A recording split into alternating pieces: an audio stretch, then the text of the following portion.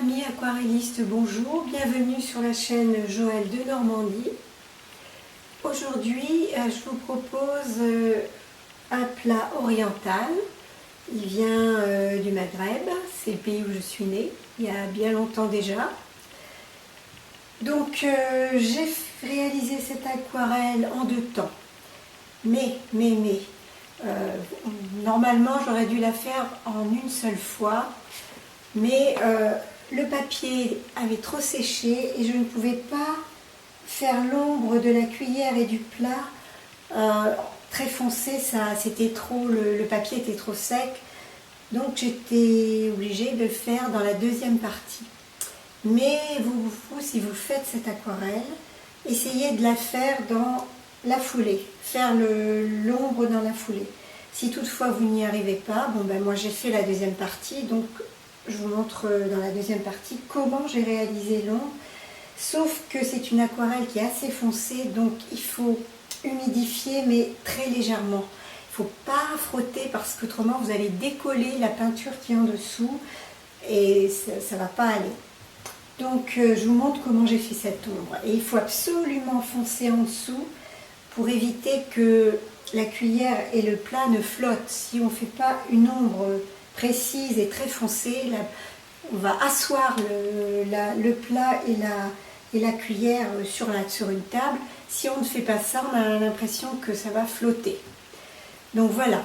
Eh bien, écoutez, j'espère que ça va vous plaire. Et je vous dis à bientôt sur la chaîne Joël de Normandie. Et si vous avez des questions, n'hésitez pas, je serai toujours là. Ma feuille est immergée 5 minutes dans un bac d'eau, puis plaquée sur du plexiglas. Je commence à poser les premiers jus seulement quand l'eau ne bouge plus sur le papier. Mais avant, j'assèche les parties qui doivent rester lumineuses avec un papier absorbant.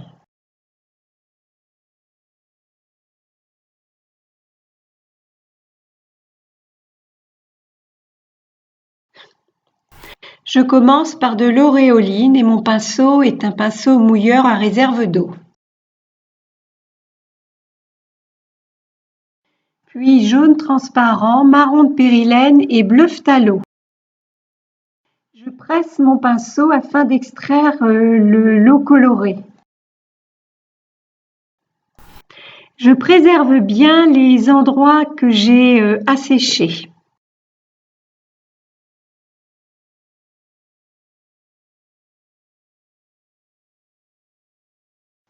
Je rajoute du jaune transparent plus du marron de périlène. Je dépose cette couleur côté ombre. Ma peinture est toujours liquide.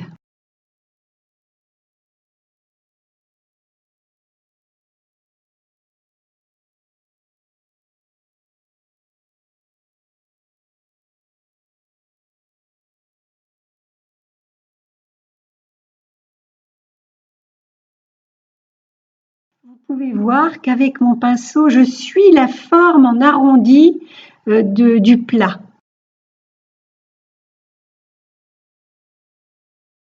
L'eau commence à s'évaporer. J'utilise maintenant un pinceau sans réserve d'eau et ma peinture est plus veloutée.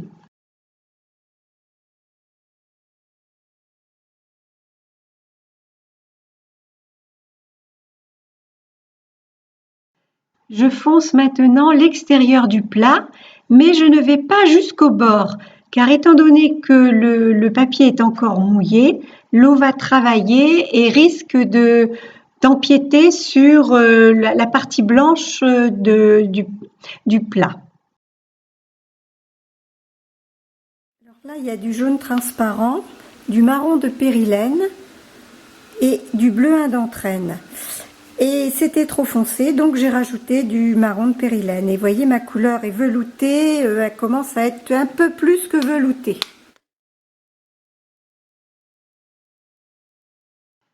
Je dépose ma peinture toujours en suivant la forme du plat.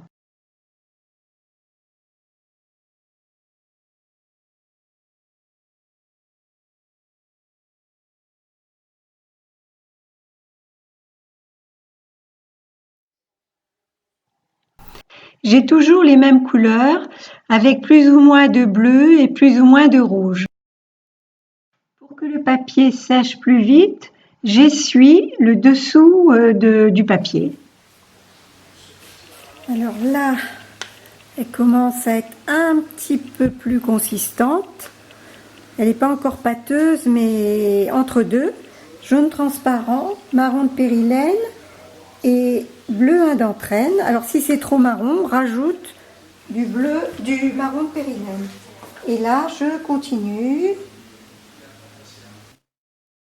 Toujours côté ombre et en suivant la forme du plat.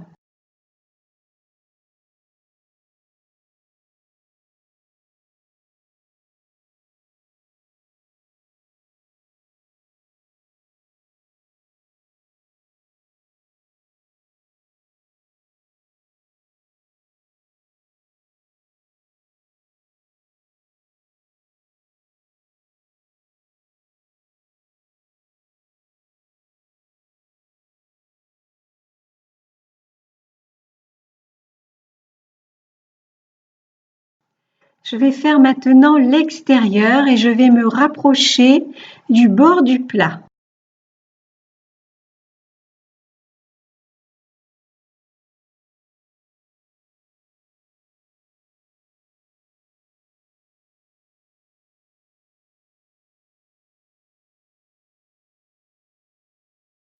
Donc ici, ça sèche, mais c'est pas très joli. Donc, je vais faire des éclaboussures d'eau pour humidifier.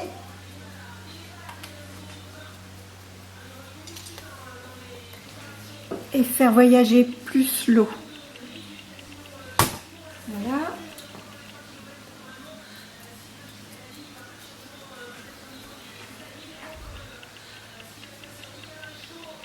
Voilà, et je vais faire des éclaboussures de peinture foncée également.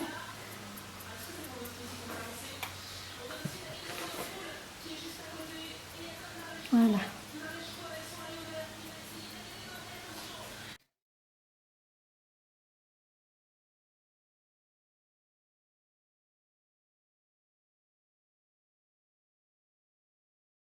Je trouve que ça sèche trop vite, donc je vais essayer de faire quelques éclaboussures d'eau pour alimenter un petit peu en eau. Voilà.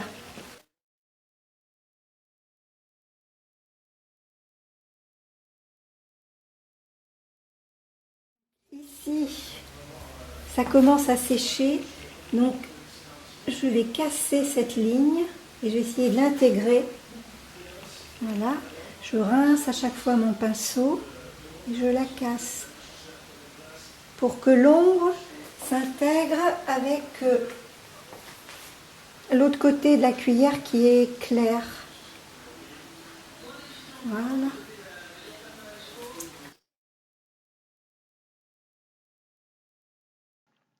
Je vais dégager un blanc sur la cuillère côté lumière. Mon papier est en humidité mate, donc je vais prendre maintenant de la peinture plus pâteuse pour foncer le point focal, ici en l'occurrence, et faire ressortir la lumière sur le côté du plat.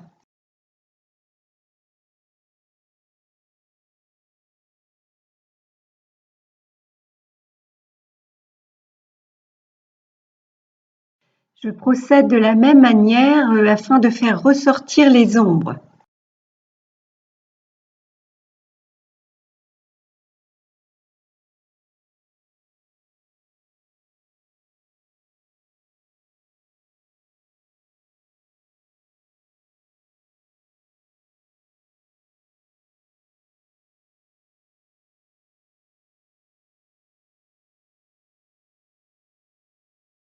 Je pose également l'ombre portée du plat et de la cuillère, toujours avec ma couleur pâteuse et très foncée.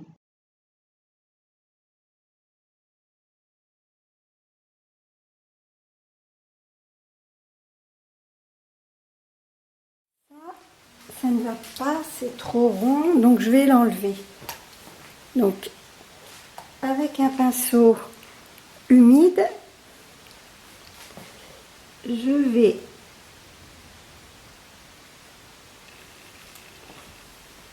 poser de l'eau et je vais aller jusqu'au bout. Voilà.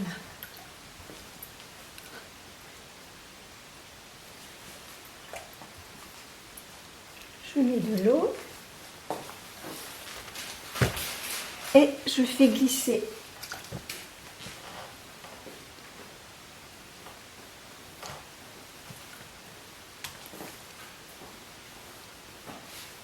Voilà.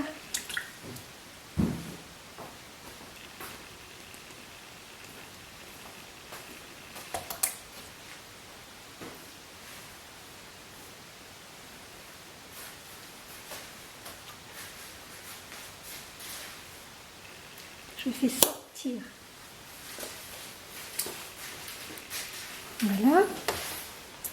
Donc, ici, je vais faire pareil.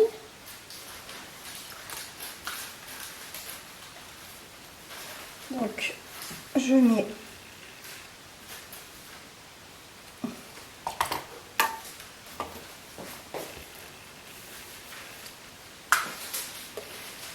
et voilà.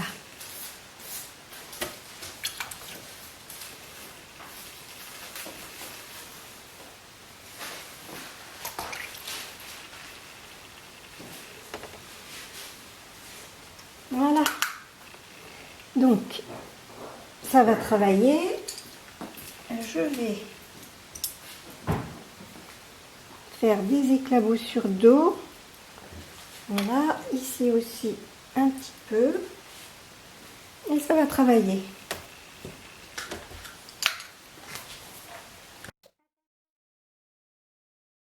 Je continue à ouvrir le blanc sur la cuillère car il s'était un peu refermé.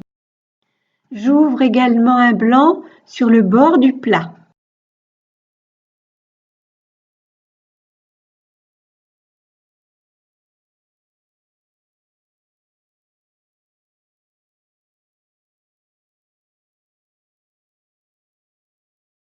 Je continue à foncer par endroits avec de la peinture pâteuse et un pinceau sans réserve d'eau.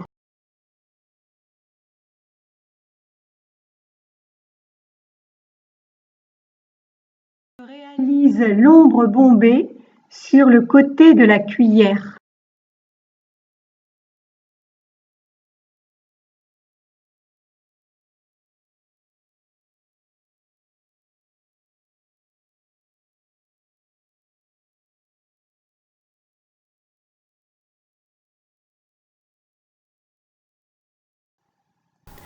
Avec un pinceau un petit peu rigide et humide, j'égalise le bord du plat.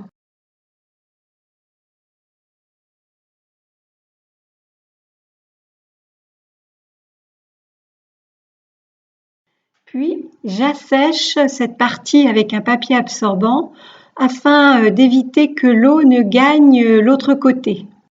Avec un pinceau très doux et sec, j'intègre l'ombre vers la lumière.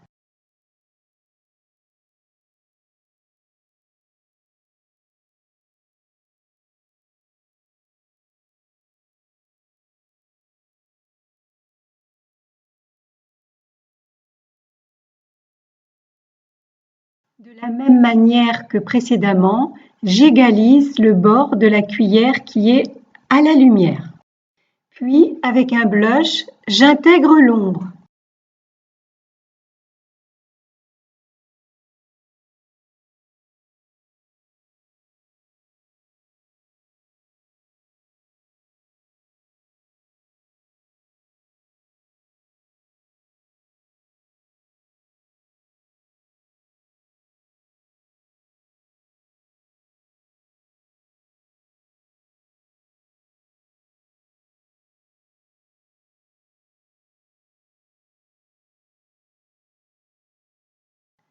Je réalise maintenant quelques ouvertures côté ombre.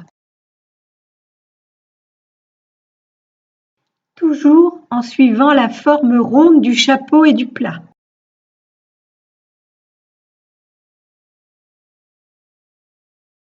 J'ouvre une lumière sur le bord du plat.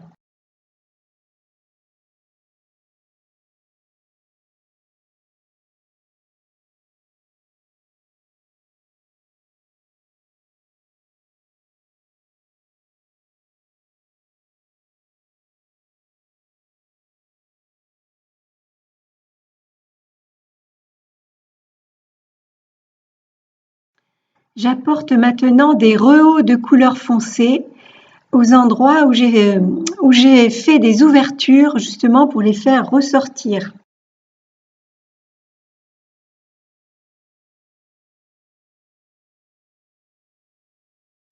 C'est l'étape où l'on peut dessiner certaines parties avec bien sûr de la couleur bien pâteuse pour faire ressortir certains endroits, mais bien sûr on ne fait pas ça partout, uniquement le point focal et à quelques endroits aux alentours.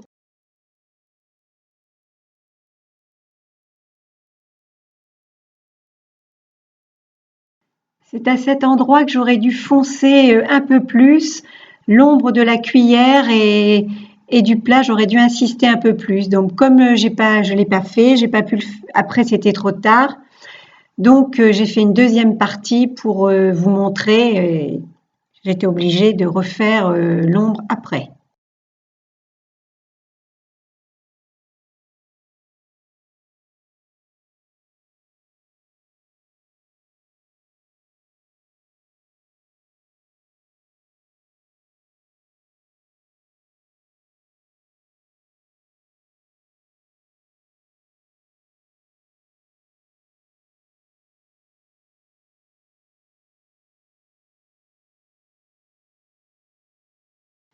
Je fais bien ressortir le point focal et en même temps, ça me permet de bien égaliser les bords.